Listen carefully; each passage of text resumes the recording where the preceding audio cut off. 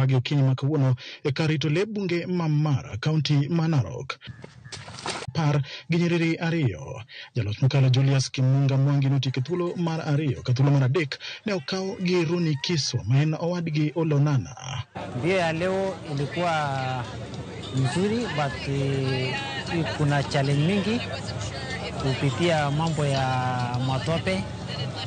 Naona tulianguka huko juu ya matope mingi, lakini tunafurahia, tunashukuru Mungu kwa yote. Tim motingo jotugo ng'wen Mara Elephant Project notike thuolo mokwongo e kind timbe mag jogo marito lee bunge bang' aringo kuom seche adek dakika 30 gi nyiriri ariyo ang'wen ka tim mar Mara Elephant Project Ladies bende nokawo loch e kidieny mar Wakeini. Kutunza wanyama pori ni kusuri kwetu kwa sababu lete watalii, na watalii wao ndio wanapanga hii kitu, wana hosti marathon yenye tuko nayo.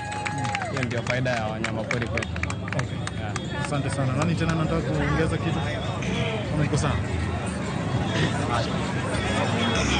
Si rahisi ukiwa lady, lakini tunajaribu kwa sababu huwa watu wamechukulia kama ni male dominated area, lakini tunajaribu. Sisi sasa tunasema what a man can do, how man can do better. We are doing the best, and sisi tunaona hakuna kitu yenye mwanaume anafanya ambaye atufanye. Piem higa nino ywa jotugo mohewo 300 thor piem ni en mar choko omenda mikonyogo rito lee bunge kaachiel gi jogweng' modak e alwora mar kar rito lee bunge ni. It's actually to raise funds for some of the critical initiative in the Mara, but it's actually go directly to the conservation and improving the livelihood of the people in the Mara.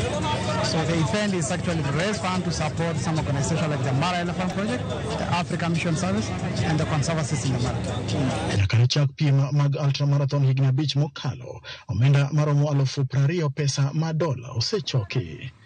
James Opondo, Ramogi TV.